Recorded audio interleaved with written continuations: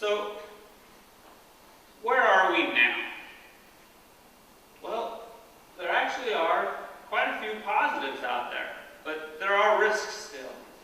There's monetary stimulus on the positive side, global rate cuts, fiscal stimulus. Global governments around the world, central banks, they are flooding the market with money. It's a coordinated effort to prop up the financial system, to get economies going around the world again.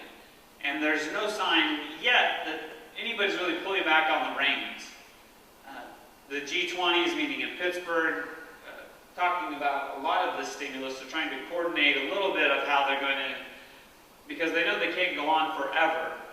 And that's one of the concerns that we have now is the so-called exit strategy, not just in the United States by the Fed, but by Congress in the United States.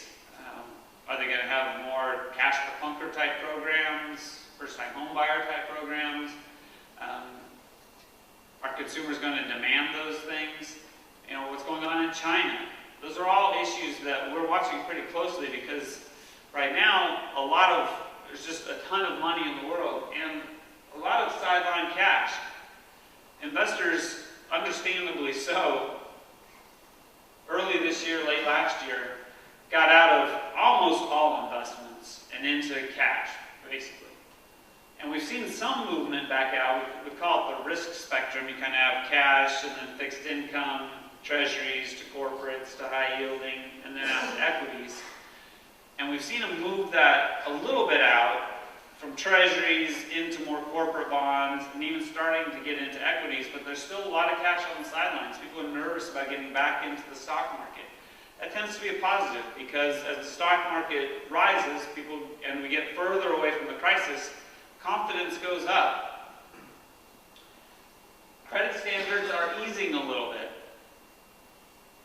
It was impossible to get credit. I have a friend at work, a coworker, who's thinking about buying a new house, and he's not sure if he can qualify for the loan because his wife is taking a sabbatical. And I said, well, 18 months ago, no problem. We all know that. You could have gotten as much money as you wanted. That's why we're in the mess we're in. 6 months ago, no chance. He has perfect credit, but I know there would have been no chance he would have gotten a loan. And now, kind of easing back towards more normal standards. We're still not quite there. Credit is still tight, but we're starting to loosen it up a little bit. The yield curve is steep, and that's a good sign.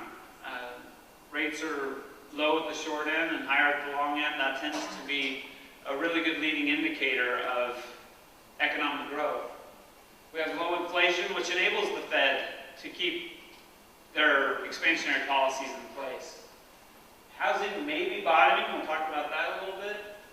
And there's this pent-up demand, and that you may hear, I'll talk about this just for a minute, you may hear comparisons United States and Japan in the 80s. We've heard that comparison, that are we going into a real retrenchment? And there are numerous differences between Japan's system and the U.S.'s system, but one of the differences that's not really addressed a lot is just kind of cultural differences. Japanese and Asian cultures in general have a propensity to save. They're raised to save. If you go to China, I was in China last year, go to Japan, that's just kind of the way of life. That they have a long-term outlook and they save. It's starting to shift a little bit. Well, the United States, we don't have that. We don't have what we call a propensity to save. We have a propensity to spend, if you haven't noticed.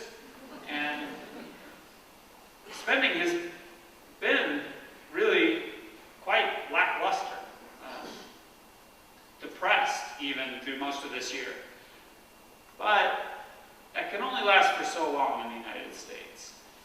People, at least throughout the history of the U.S., they haven't really been fiscally responsible for long periods of time.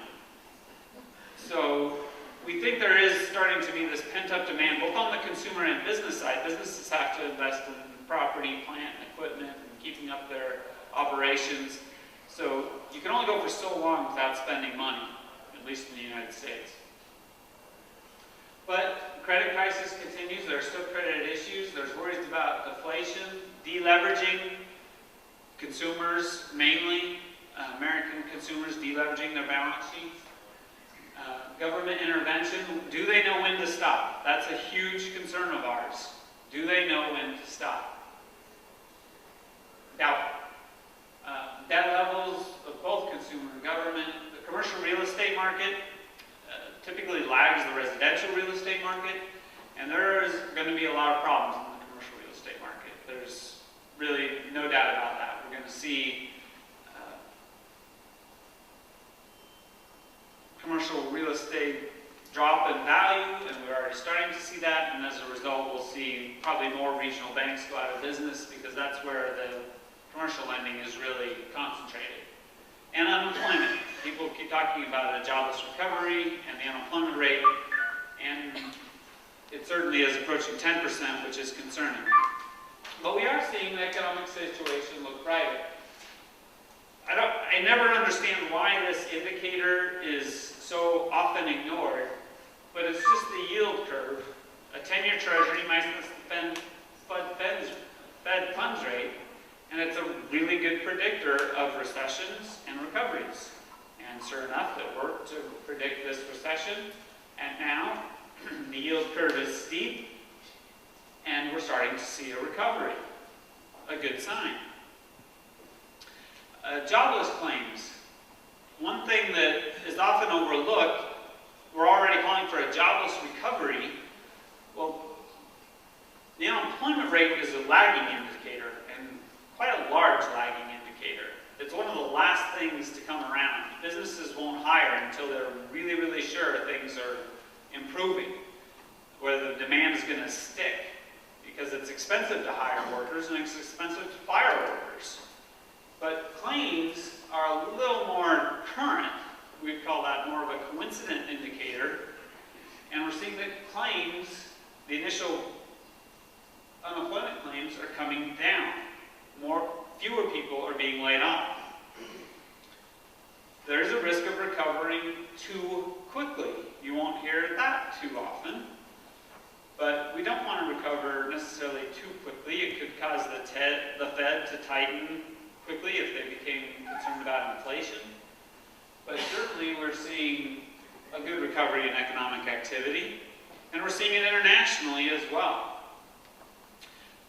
China, just a quick word on China, that they've really led kind of the global recovery, and certainly, understandably, there's a lot of problems with their governmental structure and what they do to their people and how they control it, but under that form of government, it's a lot easier to get stimulus money where you want it. They can just say, you're going to lend this money, and the banks are going to lend that money. They'll say, you're going to spend this money on XYZ road, bridge, infrastructure projects. You hear that a lot. And you can be pretty sure that those people are going to spend it on roads, bridges, and infrastructure projects. In the United States, there is multiple levels of red tape that we have to go through before, federal government approves the stimulus package, but then we have to get applications for it. What is shovel ready? We have to define that. We have to get local communities. What's important to Cincinnati isn't important to Denver, so what's important to Denver isn't important to Salt Lake, so where does the money end up going? So there are some advantages in some situations to the China way of doing things.